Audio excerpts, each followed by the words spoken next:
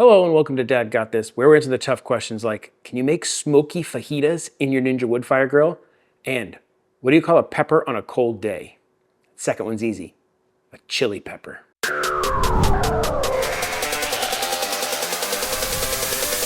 saw a story on the news where they were saying that Chili's, the restaurant, has become wildly popular again. It used to be the kiddos' absolute favorite restaurant, so we spent quite a bit of time at Chili's. And whenever we went, either me or the wife would definitely order fajitas. So I decided I want to make fajitas. These are the fajitas we are going to make. Let's make some fajitas. We are going to start with some colorful peppers. Instead of a green pepper, I'm going to use a poblano, poblano pepper. A little bit more spice, a little bit more flavor. We got some tomatoes, white onion, a little bit of red onion, cilantro, because we're gonna also make a little pico de gallo to go with it, or a little kind of salsa-ish type thing. But before we do all that, we gotta chop up all this veg. Let's do that. You just taste it for heat level. I'll call that a 0. There's no heat in there. Nice sweet flavor to the pepper though. And we want these kind of chunky. For our fajita veggies, we are gonna chop up 1 poblano pepper, 1 yellow bell pepper, 1 orange bell pepper, 1 red bell pepper, and 1 white onion. For our pico, you're going to want to dice up 4 plum tomatoes, 1/2 of a red onion, chop up fresh cilantro, get about a 1/2 cup, dice up 1 scallion, 4 cloves of garlic, chop up 2 limes and juice them into it, add 1/4 cup of guava nectar, and about 3 tablespoons of dad dust. Add a little salt to taste if you want, and it's good to go. Up next, we're gonna make a quick marinade for our steak and our chicken. We're gonna do steak and chicken fajitas. I got a knob of fresh ginger. We grew this in our garden. This is not normal to put ginger, but we have a bunch of ginger, and I like ginger. So I'm just peeling this with a spoon. It's the easiest way to peel fresh ginger. You can't cut yourself. And we're just gonna grate this in there. That'll do. Got some fresh garlic here. I'm gonna grate it also. It's to be about a tablespoon of the ginger. And we'll do 4 cloves of garlic. We got some red onion left. We'll grate some of that in there too. By grating the spice, you're kind of releasing more of the oils and all that kind of stuff for a marinade. It works really well. We might as well just dice the rest of that up, get that in there. We're gonna put in some cumin, maybe a teaspoon, some coriander, about a teaspoon, smoked paprika, mainly for color, another teaspoon, a little bit of basil. I think basil will give a nice flavor to this. That's probably about 2 teaspoons. We want some kind of acid. I'm gonna use apple cider vinegar. We'll go with 1/4 cup.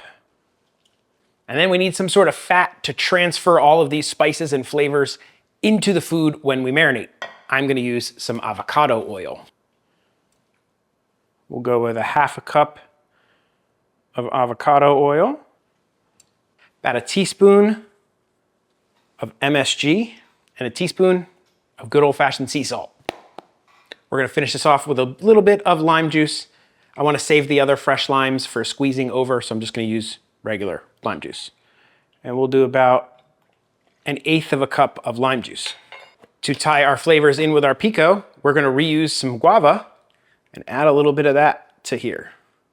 Me, I always like a little bit of sweet in my. So give this a nice little mix. Ooh, that is really good.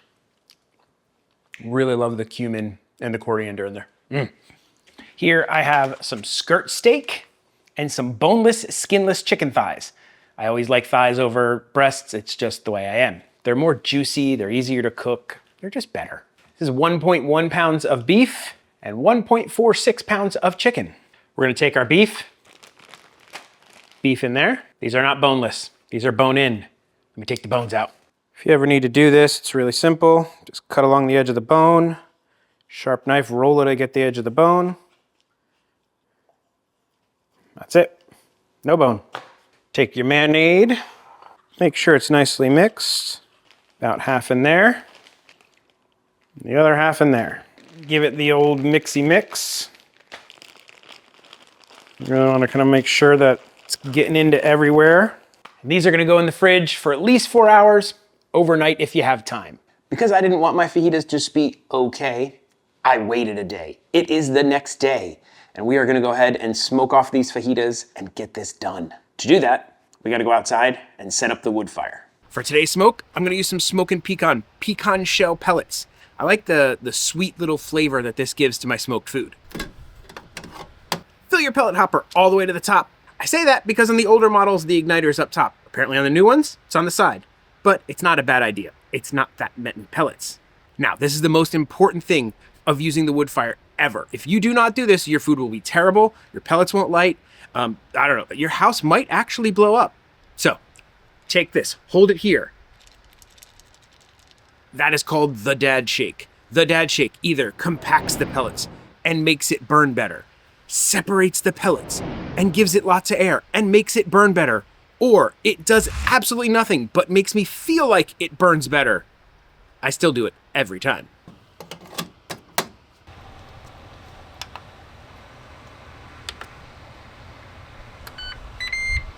Here's the plan. We are gonna do a semi-cold smoke on both the meats and the veggies first.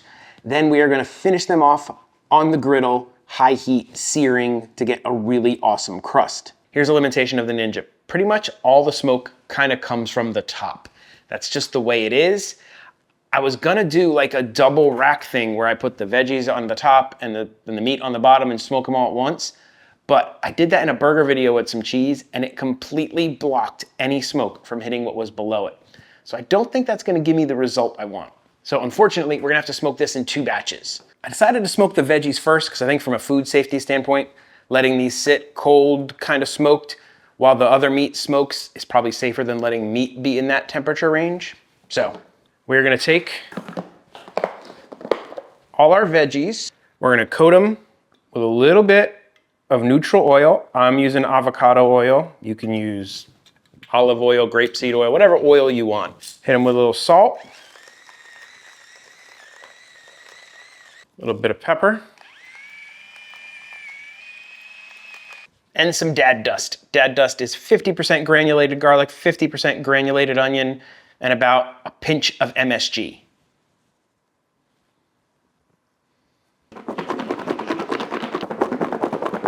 Let's go get these on the grill.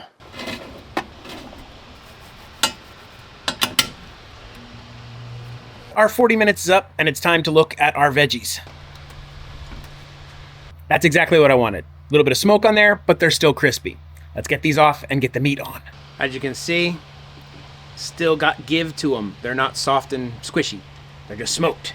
As you can see, I've kind of got the beef on one side, the chicken on the other side, so they're not touching. No cross-contamination.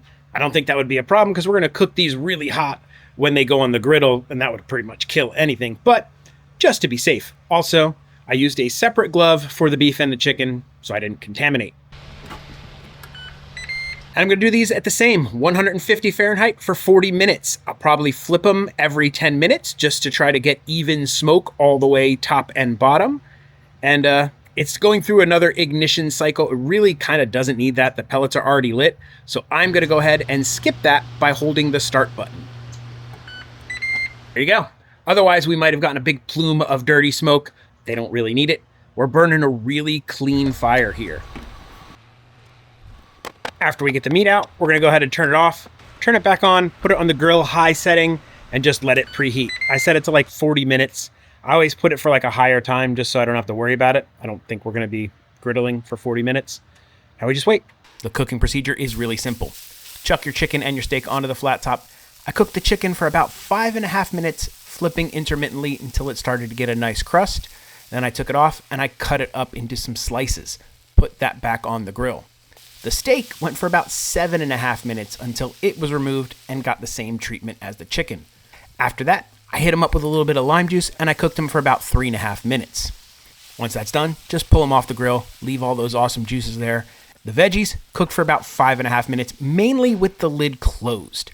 I did open the lid up every once in a while, tossed them around, and then closed the lid back up. After that, I pulled off the veggies and it was time to clean the griddle. Here is how I clean my griddle after I cook. I pour a cup of water onto it, and then I take this silicone scraper and I give it a really good scrape. That gets all of the heavy-duty muck and mess off of the griddle. All you have to do is take that scraper, push hard back and forth, pushing the water over to the drain. Now, get yourself a good set of tongs and a wet paper towel. Drop another cup of water on there and just rub that paper towel back and forth on the griddle, kind of steaming it and cleaning as it goes. If it needs it, scrape it again with the silicone scraper. Then, just give it a wipe down. At this point, your griddle is really basically clean. All that was left was to warm up the tortillas. I threw them on top of the griddle, closed the grill. They went for about 3 minutes, flipping halfway through. All that's left to do is assemble.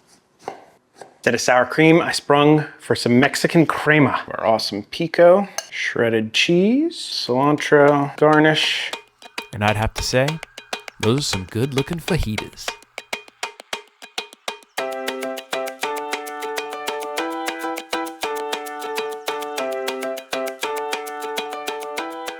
Time to eat. These look awesome. All right, we're gonna take a little bit of this, piece of steak, piece of chicken, some of these veggies, a little bit of cheese, a little bit of pico, crema, squeeze a lime. That looks about perfect to me. Okay. Oh yeah, that is fantastic. Ooh, just smoky flavors. The veggies are still crisp. That pico is amazing. Lots of powerful flavors in the beef and the chicken. That is a perfect fajita, except I'm gonna hit it with a little hot sauce. This is a peach garlic hot sauce that I make myself. It's really, really good. Maybe like a level 5 on the spice meter. See if a little heat kicks this guy up. Oh yeah, I'll hit it with some hot sauce. Oh wow, that is really good. I wanna thank Chili's for making a comeback and reminding me how much I like fajitas. If you're enjoying this content, please do the likey subscribe stuff. YouTube loves it when you leave a like. I love it when you leave a comment. I answer just about every comment in my comment section. Really wanna support this channel? Consider becoming a member. Members get 24-hour early access to videos, shout outs, producer credits, all kinds of fun stuff. But if you can't, please just subscribe. It would really help me out. I'll leave a link down to the scraper that I use to clean the griddle, and I'll actually leave a link to Barkeeper's Friend. That is what I use after I do that if there's still stubborn stains. My griddle seems to be pretty good. With all that out of the way, I guess that only leaves one question to answer. Why was the chicken brought in for questioning? Because they suspected foul play. Yeah, pretty bad. Dad may tell horrible dad jokes, make the best fajitas ever, but one thing Dad will never do is an outro. So that's it. Bye. This is the part where I thank all of my members. You guys are the absolute best. Thank you so much for your support, and rock on. I don't know why I said rock on, but rock on.